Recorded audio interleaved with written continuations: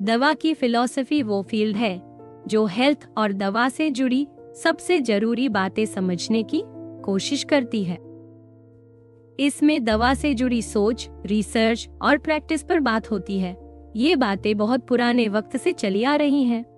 पहले कई बार ये सवाल उठा कि क्या वाकई में दवा की फिलॉसफी एक अलग फील्ड है या नहीं, लेकिन अब इस पर अलग से रिसर्च होती है। इसके लिए अलग जर्नल और ग्रुप हैं।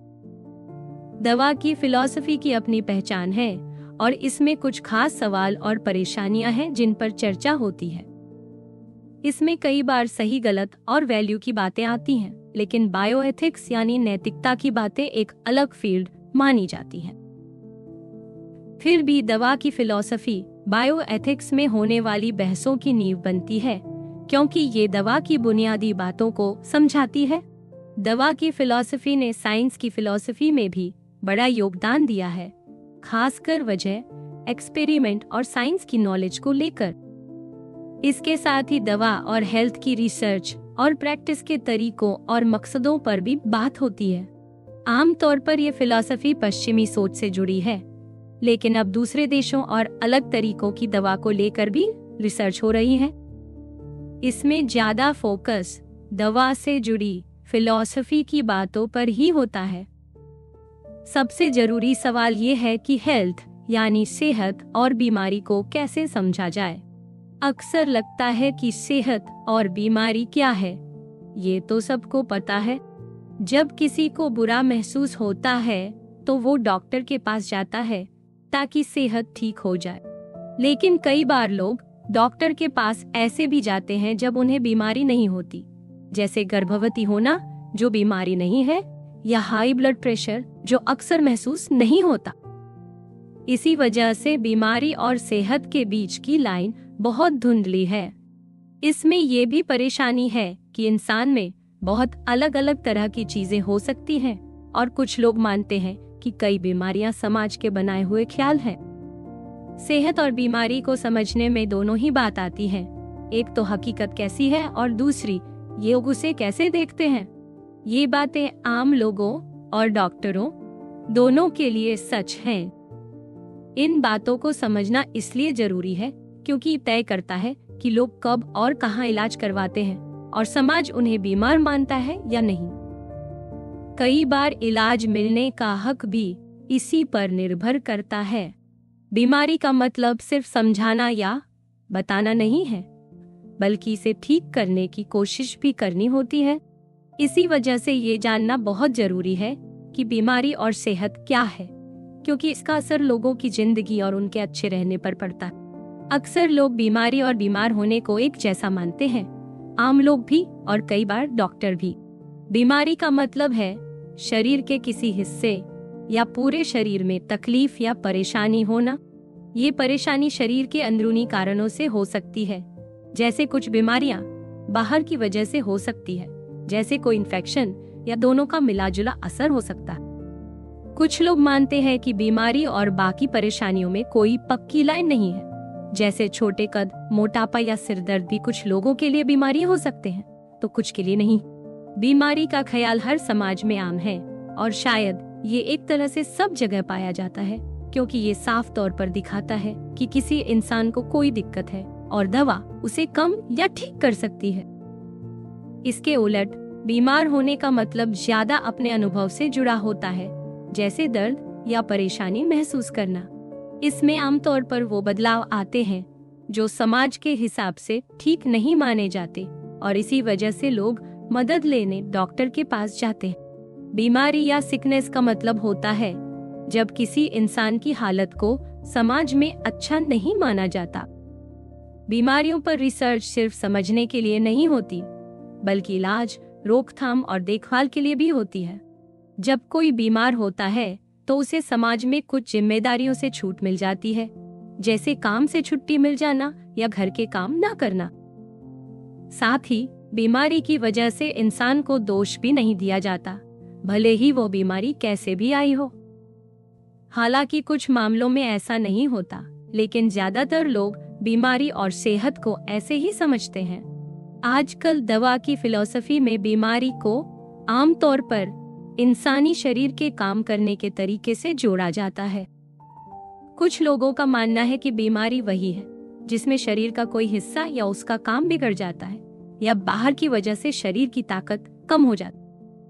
उनके हिसाब से सेहत का मतलब है बीमारी का न होना। जब शरीर के अंग या हिस्सा आम लोगों की तरह काम करता है तो वो सही माना जाता है। इसमें यह भी देखा जाता है कि इंसान किस उम्र या किस जेंडर का है, क्योंकि उसके हिसाब से ही नॉर्मल फंक्शन समझा जाता है। कई बीमारियां बाहर की वजह से भी होती हैं, जैसे दांत खराब होना, जिसे भी इसी में शामिल किया जाता है। लेकिन बहुत से लोगों ने इस सोच पर सवाल उठाए हैं। उनका कहना है कि बीमारी और सेहत का असली मतलब सिर्फ शरीर के हिसाब से तय नहीं होता, बल्कि इसमें समाज की सोच और लोगों की वैल्यू भी जुड़ी होती है। जैसे पहले कुछ चीजों को बीमारी माना जाता था, लेकिन बाद में लोगों की सोच बदल गई और उन्हें बीमारी नहीं माना गया। कुछ लोगों का कहना है कि नॉर्मल फंक्शन की सही परिभाषा देना बहुत मुश्किल है, क्योंकि हर इंसान और समाज अलग होता है। साथ ही ये भी सही नहीं है कि इंसान का असली मकसद सिर्फ जीना और बच्चे पैदा करना है, क्योंकि कई बार लोग सिर्फ दर्द कम करने या आराम पाने के लिए इलाज करवाते हैं, न कि सिर्फ शरीर को फिट रखने के लिए। इसी वजह से बीमारी और सेहत की परिभाषा को लेकर बहस चलती रहती है। बीमारी और सेहत को समझने का एक दूसरा तरीका ये मानता है कि इनकी परिभाषा हमारी सोच और समाज की वैल्यू पर भी निर्भर करती है। इसके हिसाब से बीमारी या सेहत तय करने के लिए सिर्फ शरीर के बदलाव या दिक्कतें नहीं देखी जाती, बल्कि समाज में क्या सही और क्या गलत माना जाता है ये भी मायने रखता है। अलग अलग वक्त और जगह पर लोगों की सोच बदलती रहती है, इसलिए कई बार वही चीज कभी बीमारी मानी जाती है तो कभी नहीं। कई देशों और समाजों में कुछ बीमारियां सिर्फ उनकी अपनी सोच के हिसाब से मानी जाती हैं, जैसे कुछ जगहों पर भूत प्रेत से जुड़ी बीमारियां या बुरी नजर जैसी बातें मानी जाती हैं। लेकिन इस सोच में भी कुछ परेशानियां हैं। जैसे कभी कभी ऐसा होता है कि कोई बुरी हालत है, सब मानते हैं कि वो ठीक नहीं है, फिर भी सभी बीमारी नहीं मानते, जैसे बहुत ज्यादा शराब पीना या बहुत मोटापा। कभी कभी पुरानी बीमारियों को बाद में बीमारी न मानने की वजह भी समाज की सोच में बदलाव ही होता है। लेकिन ये भी समझना जरूरी है कि बीमारी और सेहत का मतलब सिर्फ वैल्यू पर ही नहीं टिका है। कुछ लोग दोनों सोच को मिलाकर एक तरीका अपनाते हैं। इनके हिसाब से बीमारी तब मानी जाएगी जब कोई दिक्कत इंसान को नुकसान पहुंचाए और ये परेशानी शरीर के किसी हिस्से के सही काम ना करने की वजह से हो। मतलब अगर कोई तकलीफ है लेकिन उसका शरीर से कोई लेना देना नहीं है तो उसे बीमारी नहीं मानेंगे। ऐसे में कई हल्की परेशानियां या अलग अलग स्थिति वाले लोग बीमार नहीं कहे जाएंगे। पर इस सोच पर भी सवाल उठते हैं, क्योंकि इसमें भी बहुत कुछ शरीर की नेचुरल हालत पर ही निर्भर रहता है, जबकि ये हमेशा साफ नहीं होती। सेहत को लेकर बात करें तो बीमारी और बीमार होने की बातें जितनी की गई हैं, उतनी सेहत को लेकर नहीं हुई है। सेहत को कभी कभी सीधे सीधे शरीर के सही तरीके से काम करने से जोड़ा जाता है, लेकिन इसमें भी वही दिक्कतें आती हैं जो बीमारी की परिभाषा में आती हैं। सेहत की सबसे मशहूर परिभाषा ये है कि सेहत सिर्फ बीमारी का न होना नहीं, बल्कि पूरी तरह से शरीर, मन और समाज में अच्छा महसूस करना है। इस सोच में सेहत का मतलब एक बेहतर, खुशहाल और संतुष्ट जीवन भी हो जाता है। लेकिन बहुत से लोग मानते हैं कि परिभाषा बहुत बड़ी है, इसमें ऐसी बहुत सी बातें आ जाती है जो असल में सेहत का हिस्सा नहीं।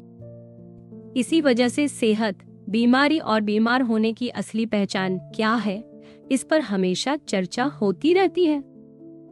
सेहत को लेकर कुछ लोग ये मानते हैं कि असली सेहत वही होती है जिसे दवा से वापस लाने की कोशिश की जाती है।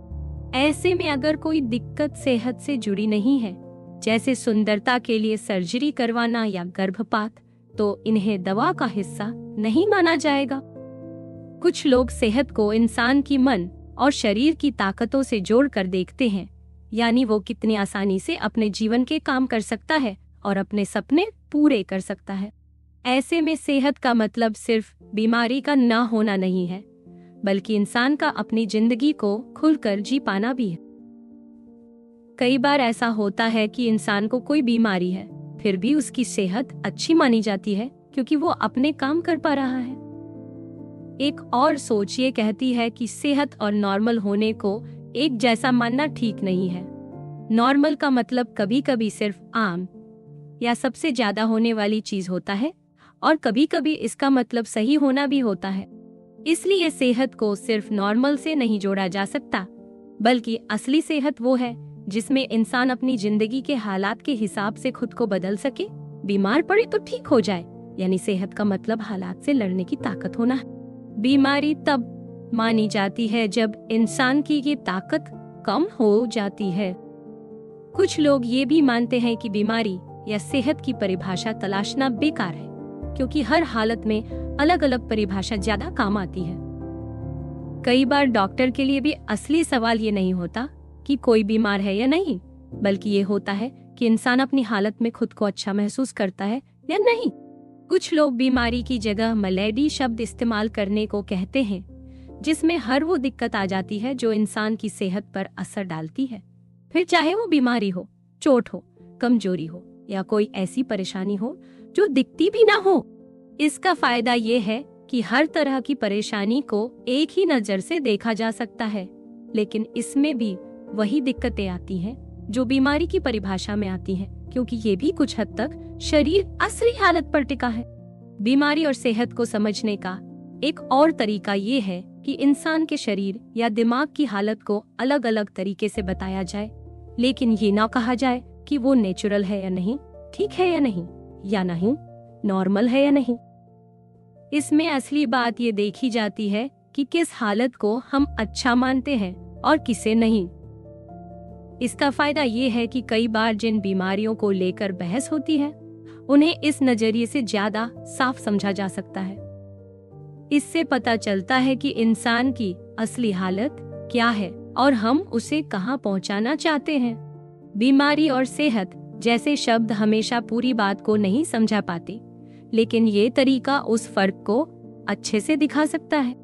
दवा की फिलॉसफी में अलग अलग सोच रखने वाले लोग हैं। सबसे बड़ा सवाल यही रहता है कि क्या सेहत और बीमारी को सिर्फ शरीर के हिसाब से देखना चाहिए या इसमें समाज और इंसान के अनुभव को भी जोड़ना चाहिए। अब तक ऐसा कोई तरीका नहीं है जो सबको पूरी तरह से सही लगे और जो असल जिंदगी में डॉक्टरों के काम भी आ सके।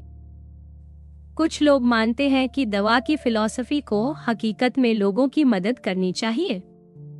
कुछ बीमारियां ऐसी होती हैं जिनको लेकर डॉक्टरों और समाज में भी बहुत विवाद रहता है, जैसे लाइम डिजीज, फाइब्रोमाइल्जिया और क्रॉनिक फटीग सिंड्रोम। इनका पता लगाना, नाम देना और इलाज तय करना कई बार बहुत मुश्किल होता है। जैसे क्रॉनिक फटीग सिंड्रोम में इंसान को बहुत जल्दी थकान हो जाती है, लेकिन इसके लक्षण बहुत अलग अलग हो सकते हैं। इस बीमारी के लक्षण और गंभीरता हर मरीज में अलग होती है। इसका सही कारण अब तक साफ नहीं हुआ है, इसलिए इसका इलाज और पहचान भी मुश्किल रहती है। कई बार लोग मानते हैं कि ये कोई असली बीमारी नहीं है, क्योंकि पुराने तरीके के टेस्ट में ये पकड़ में नहीं आती। अलग अलग जगहों पर इसका अलग नजरिया है। इस वजह से मरीजों की जिंदगी पर बहुत असर पड़ता है और उन्हें सही इलाज भी नहीं मिल पाता। मानसिक बीमारियां और मानसिक सेहत को भी समझना हमेशा से मुश्किल रहा है। कई बार सवाल उठता है कि मानसिक बीमारी और शारीरिक बीमारी को अलग समझना जरूरी है या नहीं, क्योंकि मानसिक बीमारी का टैग लगने से इंसान की जिंदगी पर गहरा असर पड़ सकता है। पहले मानसिक बीमारी का इस्तेमाल कई बार समाज से अलग दिखने वाले बर्ताव या बिना वजह की परेशानी को समझाने के लिए किया जाता। इसके अलावा मानसिक बीमारियों की पहचान और इलाज में भी कई बार समाज और संस्कृति की सोच असर डालती है। इसी वजह से डॉक्टरों के पास इस्तेमाल होने वाली किताबों और गाइडलाइन पर भी सवाल उठते रहे हैं। क्योंकि इनमें भी कई बार पक्षपात या गलतफहमियां आ जाती। एक बड़ा सवाल ये है कि क्या मानसिक या मन से जुड़ी परेशानियों के इलाज के लिए बायोमेडिकल तरीका सबसे सही है? कुछ लोग कहते हैं कि असली बीमारी वही है जिसमें शरीर के किसी हिस्से को नुकसान हो, इसलिए मानसिक बीमारी जैसी कोई चीज असल में नहीं होती। उनका मानना है कि मानसिक बीमारी को बीमारी कहना सही नहीं है, बल्कि ये जिंदगी की परेशानियां हैं। लेकिन ये बात पूरी तरह साफ नहीं है कि उनकी सोच की असली वजह क्या है, या वो सिर्फ पुराने वक्त में मानसिक मरीजों के साथ हुई गलतियों पर बात कर रहे हैं। वैसे अब ये भी माना जाता है कि कुछ मानसिक बीमारियों में शरीर के अंदर बदलाव या दिक्कतें दिखती हैं, जैसे कुछ बीमारियां जीन से जुड़ी होती। कुछ लोगों का कहना है कि मानसिक बीमारियां असल में तब मानी जानी चाहिए जब किसी को ऐसी परेशानी हो जो उसके लिए नुकसानदायक हो और उसका दिमाग सही तरह से काम ना कर रहा हो। लेकिन इसमें भी सवाल उठते हैं, क्योंकि ये तय करना मुश्किल है कि दिमाग का कौन सा काम नॉर्मल है और कौन सा नहीं। कुछ एक्सपर्ट मानते हैं कि बीमारी को सिर्फ शरीर या मन तक सीमित नहीं रखना चाहिए, बल्कि दोनों के साथ साथ समाज और रिश्तों को भी देखना चाहिए। इस सोच के हिसाब से बीमारी में शरीर, मन और समाज तीनों का असर होता है। इससे डॉक्टर को मरीज की हालत ज्यादा अच्छे से समझ में आती है। ऐसे में सिर्फ टेस्ट या जांच की रिपोर्ट देखकर फैसला नहीं लिया जाता, बल्कि मरीज की फीलिंग और उसका समाज भी देखा जाता है। इस तरीके को आजकल इलाज में काफी अपनाया जा रहा है, खासकर इलाज और पढ़ाई में, लेकिन रिसर्च में ये तरीका उतना नहीं चला है। वैज्ञानिक थ्योरी क्या होती है, इसे लेकर सबकी अलग राय है। कुछ लोग मानते हैं कि थ्योरी का मतलब है कुछ नियम और बातें जो किसी चीज को समझाने के लिए बनाई जाती हैं। थ्योरी किसी चीज को समझाने के लिए इस्तेमाल होती है जिससे हम उसकी वजह जान सकें और समझ सकें कि वो कैसे काम करती है। दवा में थ्योरी दो तरह की होती है। पुराने जमाने में मान्यता थी कि इंसान के शरीर में 4 तरह की चीजें होती हैं, जैसे काला पित्त, पीला पित्त, बलगम और खून। जब ये सब संतुलन में रहती हैं, तो इंसान स्वस्थ रहता है, और जब इनमें गड़बड़ी होती है तो बीमारी होती। यही सोच आयुर्वेद में भी है, जहाँ वात, पित्त और कफ के संतुलन को सेहत का आधार माना जाता है। जब ये बिगड़ जाते हैं तो बीमारी होती है। आजकल की दवा में ऐसी बड़ी थ्योरी का बहुत कम इस्तेमाल होता है। अब डॉक्टर और वैज्ञानिक हर बीमारी या लक्षण को समझने के लिए अलग अलग वजहें तलाशते हैं। अब बीमारी का कारण सिर्फ एक चीज नहीं माना जाता, बल्कि माना जाता है कि किसी भी परेशानी के पीछे कई वजहें हो सकती हैं। इसीलिए इलाज भी उन्हीं वजहों के हिसाब से तय होता है। हर कारण एक जैसा जरूरी नहीं होता। जैसे किसी की मौत हार्ट फेल होने से हो सकती है, या फेफड़े में ब्लड क्लॉट से, या फिर कैंसर से।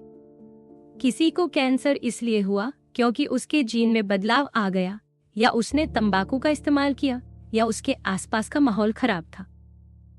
तंबाकू पीना कई वजहों से हो सकता है, जैसे आदत, साथ वालों का असर या आर्थिक परेशानी। अब सवाल उठता है कि इनमें से कौन सा कारण सबसे बड़ा है।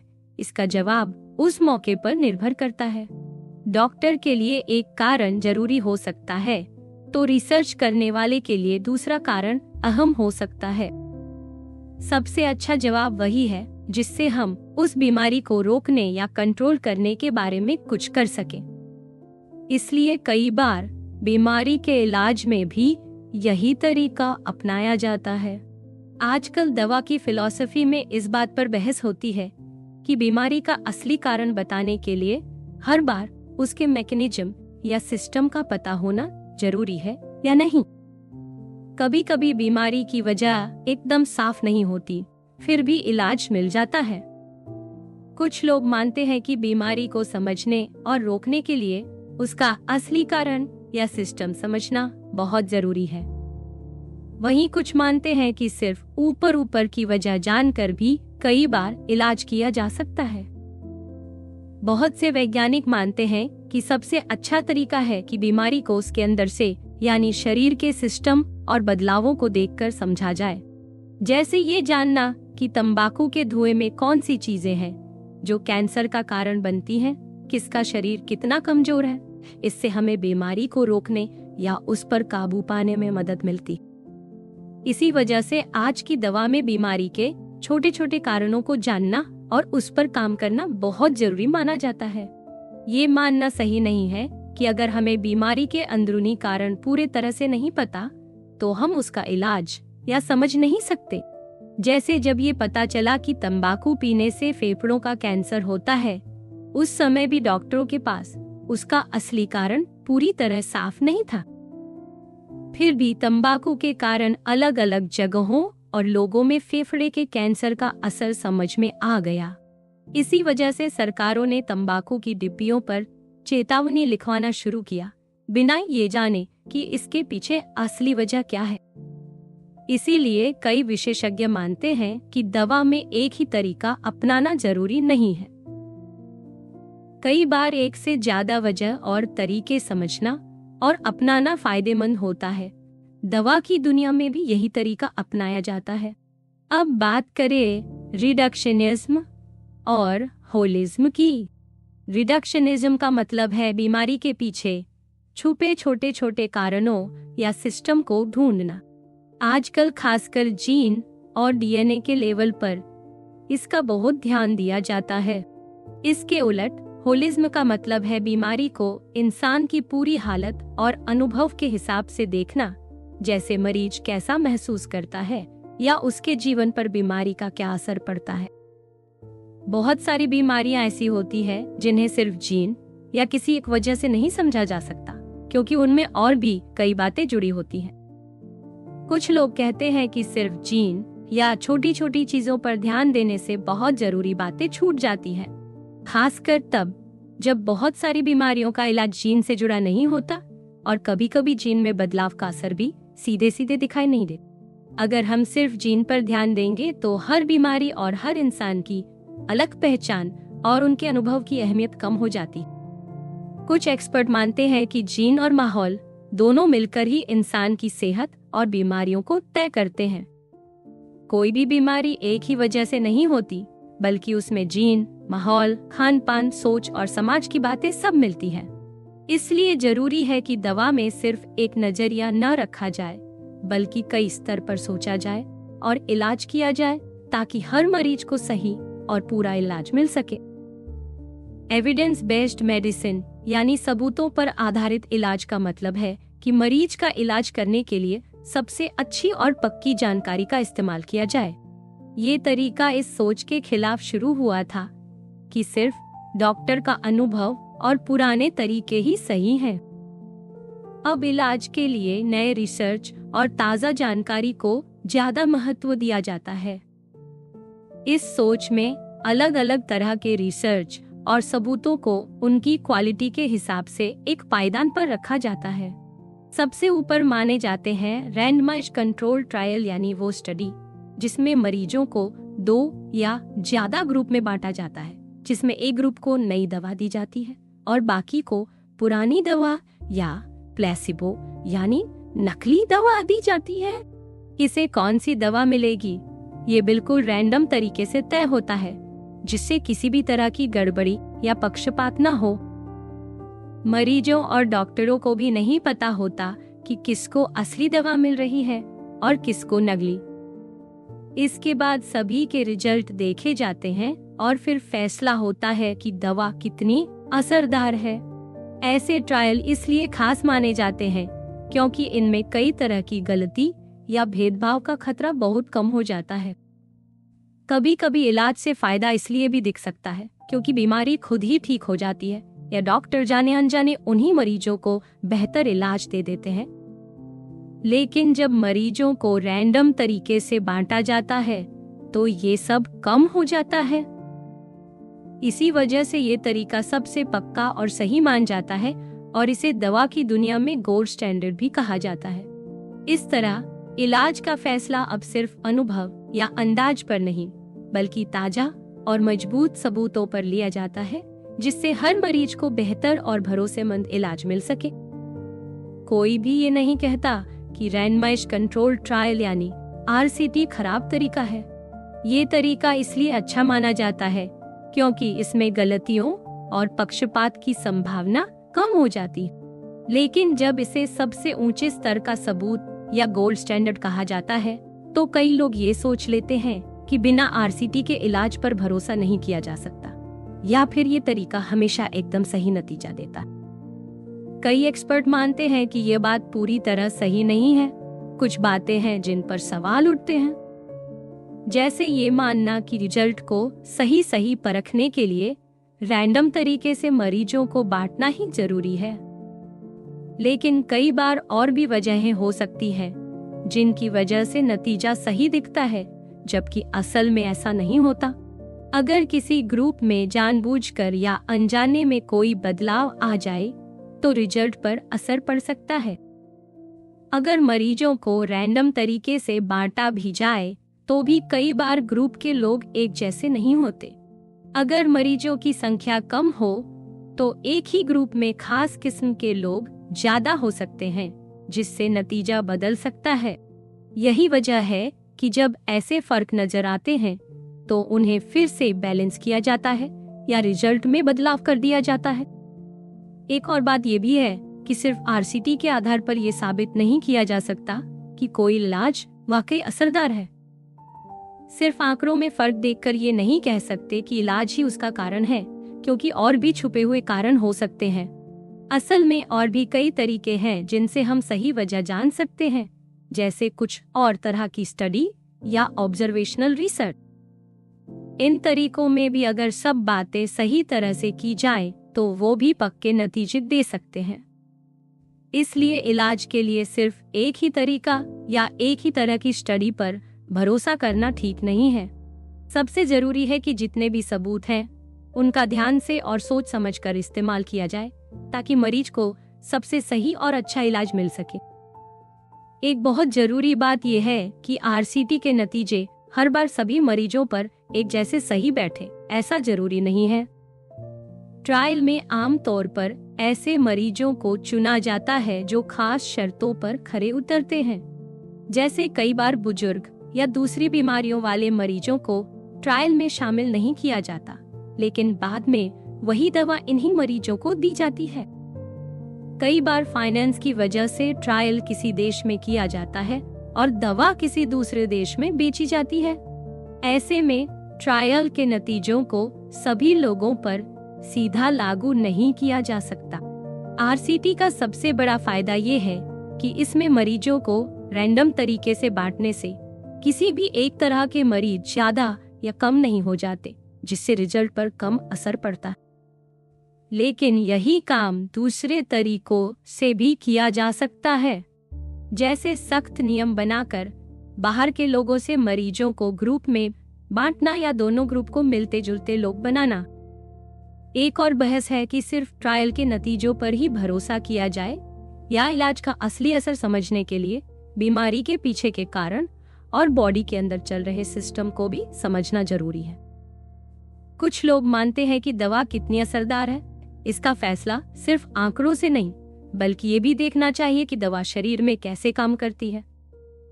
इसी से पता चलता है कि किसी दवा का फायदा सबको होगा या सिर्फ कुछ लोगों को।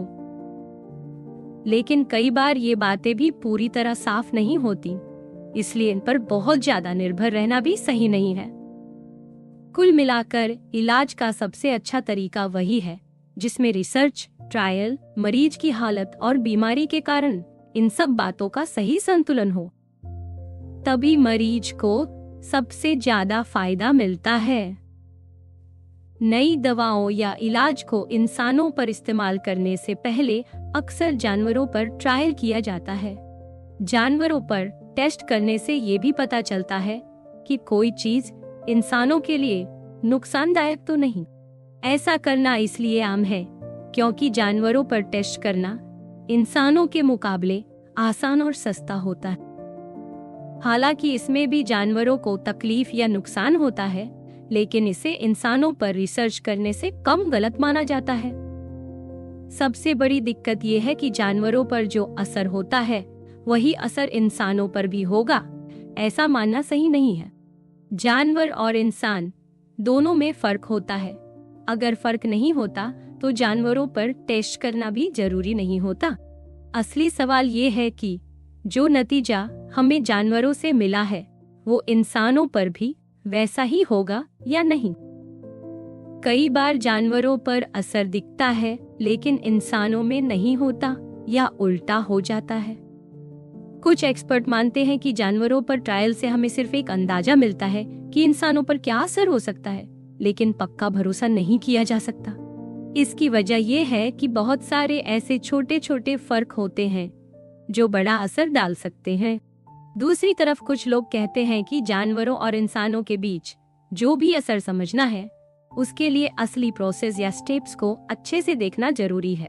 यानी किसी दवा या चीज का शरीर में असर कैसे और किन किन स्टेप्स में होता है, ये दोनों में एक जैसा है या नहीं, इसको मिलाकर देखना चाहिए। तभी पता चलता है कि जानवरों पर जो असर दिखा वो इंसानों में भी मिलेगा या नहीं। इसलिए जानवरों पर टेस्ट जरूरी तो है, लेकिन उनके नतीजों को सीधे इंसानों पर लागू नहीं किया जा सकता।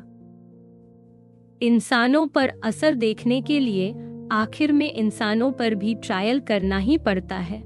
अगर हमें जानना हो कि कोई चीज जानवरों में जिस तरह असर करती है वही असर इंसानों में भी करेगी या नहीं, तो उसके लिए दोनों में फर्क कहाँ पर हो सकता है, सिर्फ वहीं की तुलना करनी चाहिए। पूरा प्रोसेस हर बार जानना जरूरी नहीं है। अगर बीच के किसी स्टेप में दोनों में फर्क नहीं है तो आगे का असर भी काफी हद तक एक जैसा होगा। इस तरह से बिना पूरा प्रोसेस जाने भी कुछ अंदाजा लगाया जा सकता है। कई बार ये तरीका तभी काम करता है जब हमें सही सही पता हो कि कौन सा स्टेप असर डाल सकता है। अगर ये जानकारी अधूरी या गलत हो तो ये तरीका भी ज्यादा मदद नहीं करेगा। हर बीमारी और इलाज का मामला अलग होता है, इसलिए ये तरीका हर बार एक जैसा काम नहीं करता। कभी कभी तो हमें सिर्फ इतना ही पता होता है कि कोई चीज असर कर रही है, लेकिन असली वजह नहीं पता चलती। एक दूसरा तरीका ये है कि अगर कोई चीज किसी पर असर डालने की ताकत रखती है तो ये असर अलग अलग हालात में भी दिख सकता है। जैसे कुछ बीमारियों या दवाओं का असर अलग अलग लोगों में अलग हो सकता है, लेकिन फिर भी उसका असर एक जैसा रहता है। जैसे सिकल सेल वाली हालत मलेरिया से बचाव देती है, चाहे हालात जैसे भी हों। लेकिन कई बार असर बहुत छोटे छोटे फर्क पर भी बदल जाता है। जैसे कोई चीज तभी असर करेगी जब शरीर के अंदर का सिस्टम खास तरह से हो। इसलिए ये तरीका भी हर बार सही नतीजा नहीं देता। असल में ये कहना मुश्किल है कि जानवरों पर की गई स्टडी हमेशा इंसानों के लिए सही है या नहीं। कई बार जानवरों और इंसानों में फर्क की वजह से असर बदल जाता है। कभी एक ही दवा एक जानवर पर असर दिखाती है और दूसरे पर नहीं। कई बार तो जानवरों पर जो असर दिखा वो इंसानों में बिल्कुल भी नहीं दिखता। फिर भी कुछ मामलों में जानवरों पर मिली जानकारी इंसानों के लिए काम आ जाती है। यानी जानवरों पर रिसर्च से हमें कुछ मदद मिलती है, लेकिन पूरी तरह भरोसा करना सही नहीं है। हर केस को ध्यान से देखना पड़ता है, तभी हम सही नतीजा निकाल सकते हैं। कई बार दवा या बीमारी से जुड़ी रिसर्च के लिए अच्छे जानवर या दूसरे मॉडल मिलना मुश्किल होता है, या इंसानों पर ट्रायल करना मुमकिन नहीं होता। ऐसे में वैज्ञानिक ऑब्जर्वेशनल यानी देखने समझने वाले तरीकों का इस्तेमाल करते हैं। आमतौर पर माना जाता है कि ऑब्जर्वेशनल स्टडी RCT जितनी मजबूत नहीं होती, क्योंकि इनमें गड़बड़ी या पक्षपात होने का खतरा ज्यादा रहता है। लेकिन इसका मतलब ये नहीं कि ये तरीके भरोसेमंद नहीं होते। असल में बहुत सी दवाओं और इलाज का भरोसा इसी तरह की स्टडी से ही हुआ है। जैसे निमोनिया में पेनिसिलिन, सिरदर्द में एस्पिरिन, हार्ट फेलियर में डायूरेटिक्स, एपेंडिसाइटिस में ऑपरेशन और कई और इलाज जो बिना RCT के ही अपनाए जाते हैं। इन स्टडी में देखा जाता है कि किसी चीज के इस्तेमाल और किसी बीमारी के बीच क्या कोई रिश्ता है या नहीं। जैसे धूम्रपान करने वालों में फेफड़ों के कैंसर का खतरा ज्यादा होता है या गंदा खाना खाने वालों में लीवर का कैंसर ज्यादा होता है।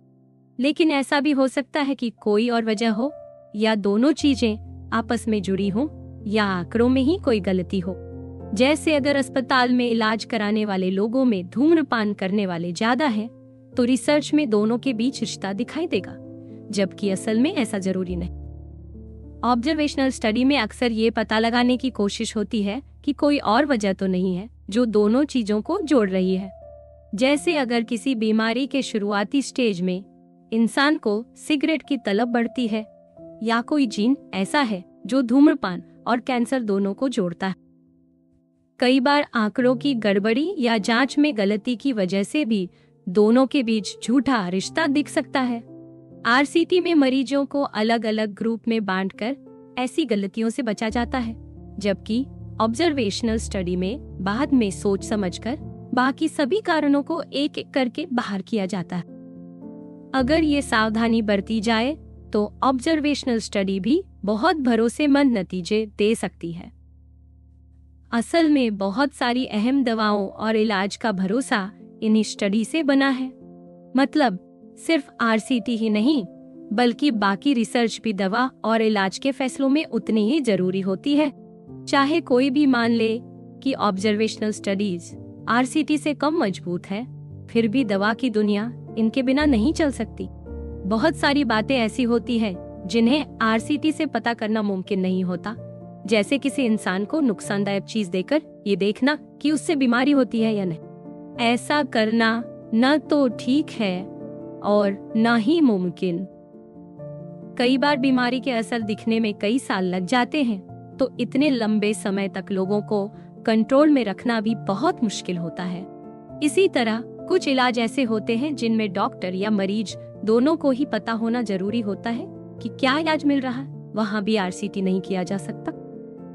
असल में ये जरूरी नहीं कि हर बार आरसीटी ऑब्जर्वेशनल स्टडी से ज्यादा भरोसेमंद हो। भरोसा इस बात पर टिका है कि सभी गड़बड़ियों और पक्षपात को सही से संभाला गया है या नहीं, ये कैसे किया गया है, वो तरीका कौन सा है, इससे फर्क नहीं पड़ता। कई बार एक तरीका किसी खास सवाल का जवाब बेहतर देता है, तो कभी दूसरा तरीका ज्यादा अच्छा साबित होता है। कई बार दोनों तरीकों के नतीजे अलग अलग भी आ जाते हैं। जैसे हार्मोन थेरेपी के केस में जब देखा गया कि ऑब्जर्वेशनल स्टडी में एक नतीजा निकला लेकिन आरसीटी में दूसरा। बाद में पता चला कि दोनों स्टडी में फर्क इसलिए था क्योंकि दोनों ने अलग अलग तरह की महिलाओं पर ध्यान दिया था और बीमारी के असर दिखने का समय अलग था। इससे सीख मिली कि हर तरीका अपने हिसाब से कुछ सही बता सकता है, बस हमें समझदारी से उसकी सीमाएं देखनी चाहिए। मेडिकल फील्ड में केस रिपोर्ट भी बहुत इस्तेमाल होती है। इसमें एक या कुछ मरीजों की बीमारी और इलाज का हाल बताया जाता है। केस रिपोर्ट्स में जो जानकारी मिलती है वो आमतौर पर डॉक्टर के सीधे अनुभव से आती है। ये रिपोर्ट्स खास तौर पर तब काम आती हैं जब कोई बीमारी बहुत अलग तरह से दिखती है या पुराने समझे सोचे तरीकों से अलग होती है। हालांकि एक ही मरीज या कुछ मरीजों की रिपोर्ट पर पूरा भरोसा नहीं किया जा सकता, फिर भी ऐसे केस दूसरी बड़ी स्टडी के लिए रास्ता बनाते हैं। कुछ लोग मानते हैं कि दवा सिर्फ आंकड़ों या बड़े ट्रायल्स का खेल नहीं है, बल्कि एक एक मरीज की कहानी और उसके अनुभव भी बहुत मायने रखते हैं। इसलिए इलाज तय करते वक्त हर तरह की जानकारी का मिलाकर सोचना जरूरी है, जिससे हर मरीज को सही और पूरा इलाज मिल सके। केस स्टडी कई तरह से मदद करती है। जब डॉक्टर किसी बीमारी का कोई अनोखा केस देखते हैं तो वो उसका पूरा हाल लिख लेते हैं। इससे आगे की रिसर्च के लिए नए सवाल या शक्लें सामने आती हैं, जो बाद में बड़े ट्रायल या स्टडी का आधार बनती है। कभी कभी सिर्फ केस स्टडी देखकर भी डॉक्टर इलाज का तरीका तय कर लेते हैं, खासकर तब जब और कोई पुख्ता सबूत मौजूद न हो। डायग्नोसिस यानी बीमारी की पहचान एक बहुत जरूरी स्टेप है। इसमें डॉक्टर मरीज से उसकी तकलीफ पूछते हैं, उसके लक्षण समझते हैं और अलग अलग टेस्ट करवाते हैं। ये सारे लक्षण और टेस्ट का डेटा इकट्ठा करके बीमारी की सही पहचान की जाती है। कई बार लक्षण और टेस्ट के नतीजे बहुत साफ नहीं होते या बीमारी के लक्षण दूसरी बीमारियों से मिलते जुलते हैं, तो डॉक्टर को अंदाजा लगाना पड़ता है कि असली बीमारी कौन सी है। इसके लिए डॉक्टर अपने तजुर्बे और पैटर्न पहचानने की कला का भी इस्तेमाल करते हैं। आजकल कंप्यूटर भी डॉक्टर की मदद करते हैं, लेकिन फिर भी आखिरी फैसला डॉक्टर को ही लेना पड़ता है। डॉक्टर का तजुर्बा और समझ भी इलाज में बहुत जरूरी है, लेकिन अकेले इसी पर भरोसा नहीं किया जा सकता। कई बार पुराने जमाने में चली आ रही राय या तजुर्बा गलत साबित हो जाता है जब उसे सही तरीके से टेस्ट किया जाता है।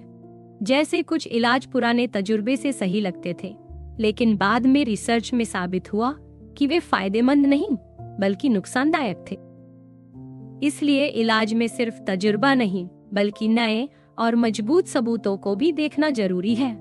असली बात यह है कि दवा और इलाज का फैसला हमेशा मरीज की हालत, डॉक्टर के तजुर्बे, पुराने केस और नई रिसर्च, इन सब को जोड़कर ही करना चाहिए।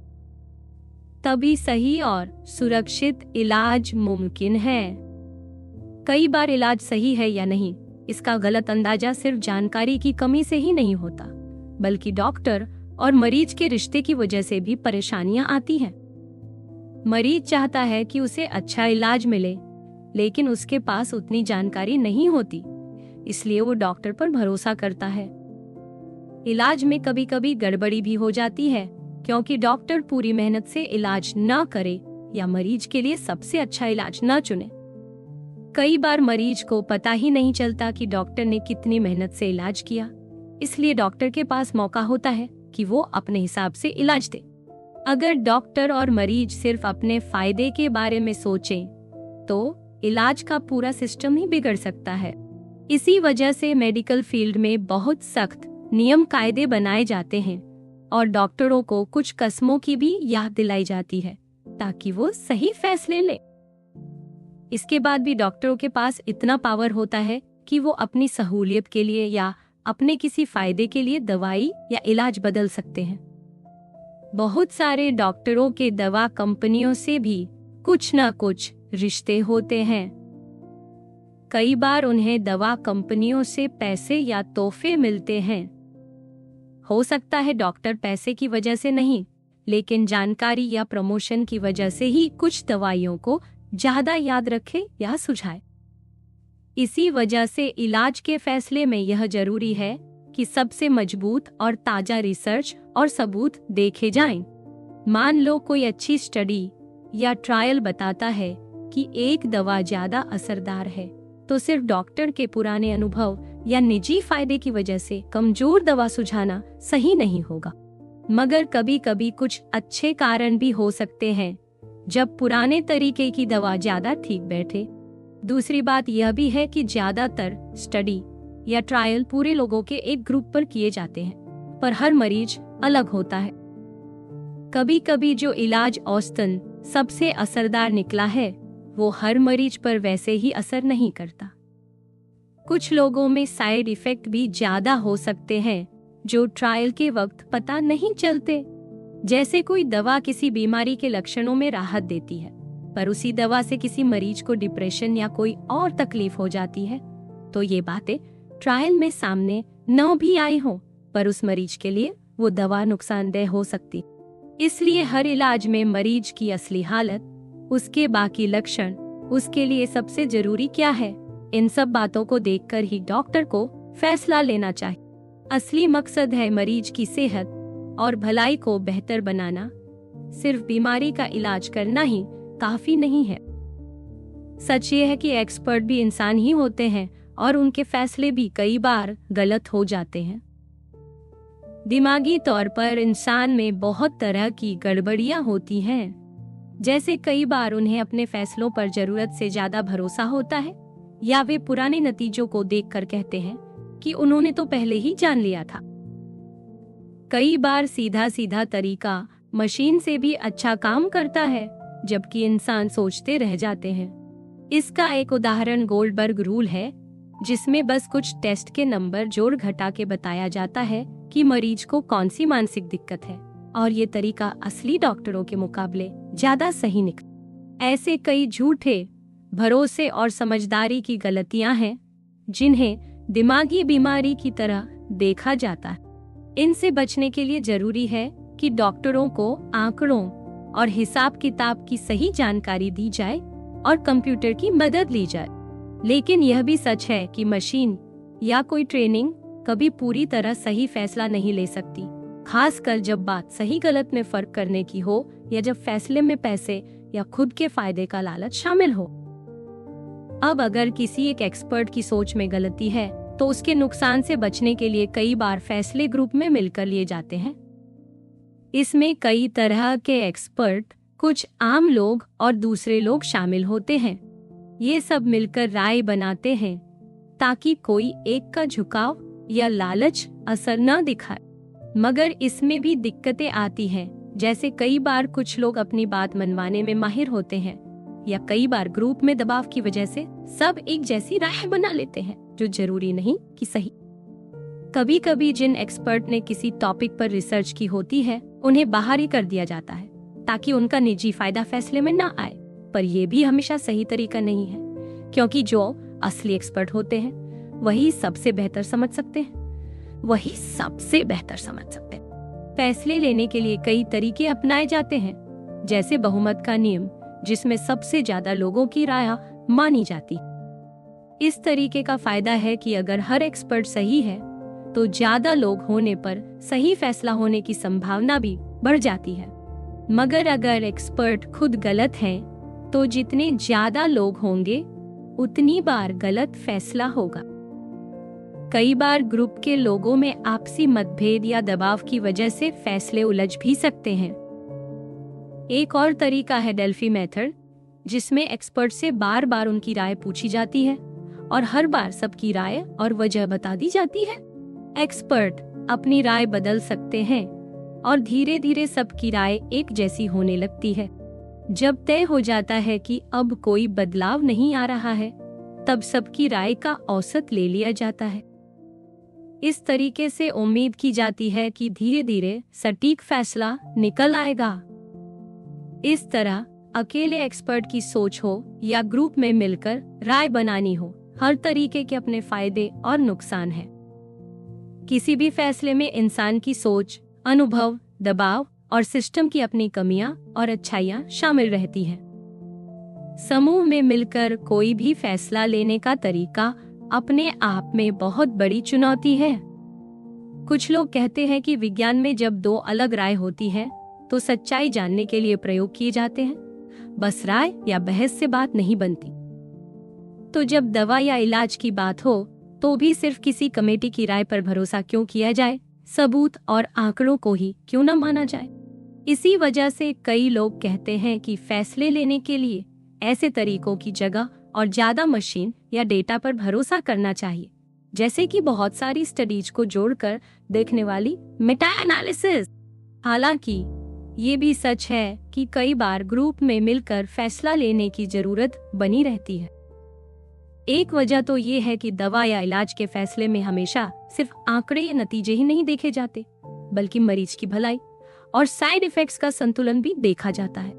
दूसरी वजह यह है कि सरकारी एजेंसियां जब दवा को मंजूरी देती हैं, तो सिर्फ आंकड़ों के भरोसे फैसला नहीं कर सकती, क्योंकि ऐसे फैसलों के लिए जवाबदेही भी जरूरी। इसलिए मशीनों या एल्गोरिदम से सब कुछ नहीं सुलझाया जा सकता। कई बार तो दवा की मंजूरी में निजी फायदे और पैसे का भी बड़ा रोल होता है, जो सही फैसले के रास्ते में रुकावट बन सकता है। जैसे कई बार कमेटी में बैठे लोग खुद दवा कंपनियों से जुड़े होते हैं या किसी तरह का फायदा ले चुके होते हैं। इसी वजह से कुछ लोग सलाह देते हैं कि ऐसे फैसलों में एक ही तरह की राय न हो, बल्कि अलग अलग लोगों और ग्रुप्स को अपनी बात रखने का मौका मिले और आखिर में पूरी तरह निष्पक्ष टीम ही फैसला ले। ऐसे सिस्टम में दवा कंपनियों के लोग और आजाद वैज्ञानिक दोनों अपनी अपनी बात रखते हैं और फिर अलग टीम फैसला करती है। इससे धोखा या पक्षपात कम होने की उम्मीद रहती है। अब बात करते हैं मेडिकल रिसर्च में बाहरी सोच और मूल्यों की। मेडिकल रिसर्च पर भी समाज की सोच, संस्कृति और फैसलों का असर रहता है। कई बार ये असर ऐसे नियमों की शक्ल में होता है जिसमें कुछ लोगों या औरतों को रिसर्च में जगह नहीं दी जाती। जैसे पहले कई बार दवा की रिसर्च में सिर्फ गोरे मर्दों को शामिल किया जाता था और बाकी लोगों को बाहर रखा जाता। औरतों को खास तौर पर उनके प्रजनन से जुड़े मामलों तक ही सीमित कर दिया जाता था। ऐसा करना न सिर्फ गलत था, बल्कि इससे दवाओं का असर समझने में भी बड़ी चूक हो सकती थी, क्योंकि औरतों और मर्दों के शरीर में दवा का असर, बीमारी या इलाज कई बार अलग हो सकता है। अब भले ही कुछ सुधार हुए हैं, लेकिन अभी भी कई दवाओं की रिसर्च में गर्भवती औरतें या प्रजनन उम्र की औरतें शामिल नहीं की जाती। ऐसे नियम बहुत तकलीफदेह हैं, क्योंकि इससे दवा की असल सच्चाई और असर कई बार छुपा रह जाता है। रिसर्च में सभी को शामिल करना जरूरी है ताकि इलाज और दवाएं हर किसी के लिए सही और सुरक्षित हों। अमेरिका में अल्पसंख्यकों जैसे अफ्रीकी अमेरिकन लोगों को जब रिसर्च में शामिल करने की कोशिश होती है, तब भी कई वजहों से ये लोग रिसर्च में शामिल नहीं हो पाते। इसकी बड़ी वजह यह है कि पहले कभी उनके साथ बगैर पूछे रिसर्च की गई, जिससे अब उनको भरोसा नहीं होता। रिसर्च या सहमति के बारे में जानकारी की भी कमी होती है। समाज में बदनामी का डर, पैसे की परेशानी और रिसर्च करने वालों का उनकी भाषा और संस्कृति को ना समझ पाना भी बड़ी वजह है। जब रिसर्च में इन लोगों को शामिल नहीं किया जाता, तो कई बार ऐसे इलाज या दवाएं सामने आ जाती हैं जो इनके लिए ठीक नहीं होती, या फिर कोई अच्छा इलाज इन तक पहुंच ही नहीं पाता। मेडिकल रिसर्च में किन बीमारियों पर ध्यान दिया जाए, ये भी अपने आप में बड़ा सवाल है।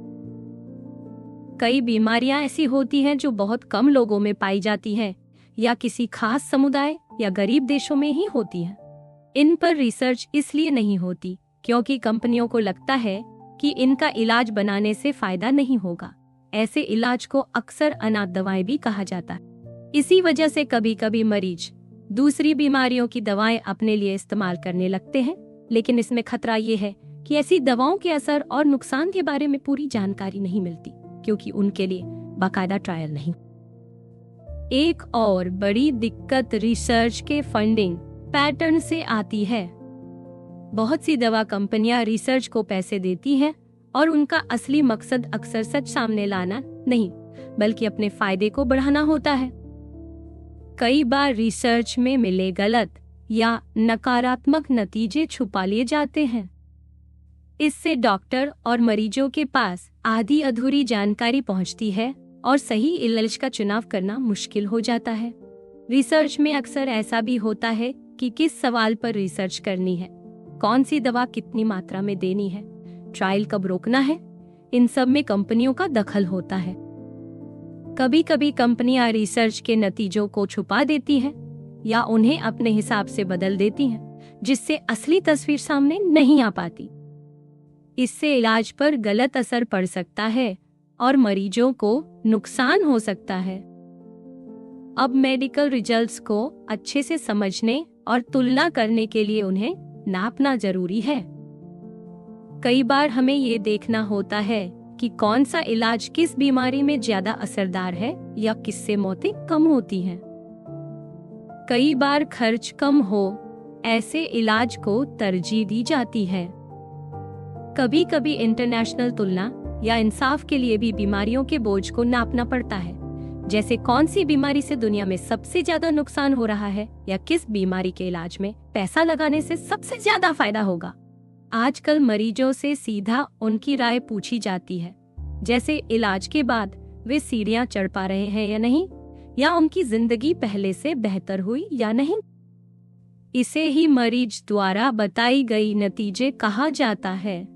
इसका असली मकसद ये समझना है कि इलाज से मरीज को असल में कितना फायदा या नुकसान हो रहा है, और ये बात सबसे अच्छे से मरीज खुद ही बता सकते। मरीज की अपनी राय से जुड़े सवाल कभी छोटे और आसान हो सकते हैं, जैसे दर्द कितना है, बस एक सवाल में पूछ सकते हैं। लेकिन कभी कभी जब कोई बीमारी या इलाज थोड़ा जटिल हो, तो उसमें कई सवालों की जरूरत होती है, ताकि हर पहलू को समझा जा सके।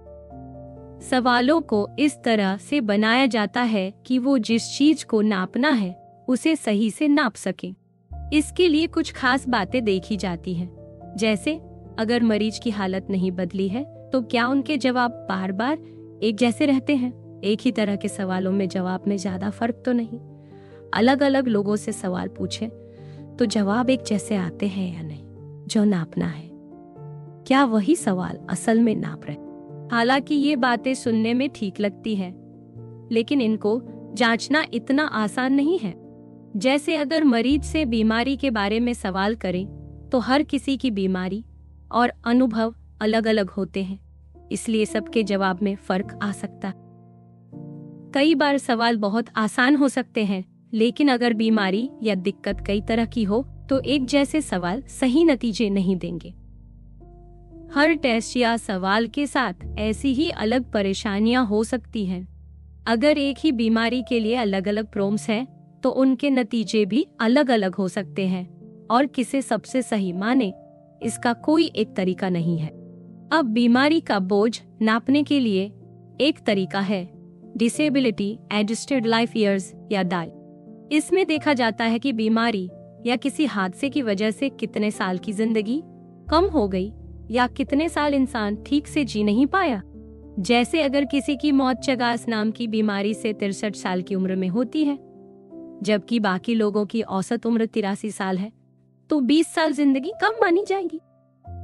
इसी तरह अगर कोई हादसे के बाद जिंदगी भर व्हीलचेयर पर है तो हर साल को उसकी परेशानी के हिसाब से गिना जाता है। हर बीमारी या समस्या का एक नंबर होता है जिससे समझा जा सके कि कौन सी बीमारी कितनी बड़ी दिक्कत देती है। जैसे अंधापन का नंबर कम है और पैरालिसिस का ज्यादा, मतलब पैरालिसिस से ज्यादा परेशानी होती है। इस तरीके में उम्र और भविष्य के सालों को भी ध्यान में रखा जाता है।